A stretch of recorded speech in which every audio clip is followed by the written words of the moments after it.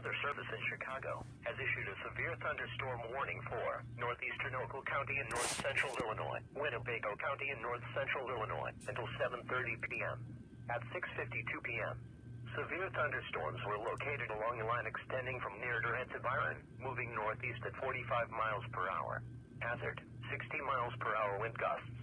Source, radar indicated. Impact, expect damage to roofs, siding, entries.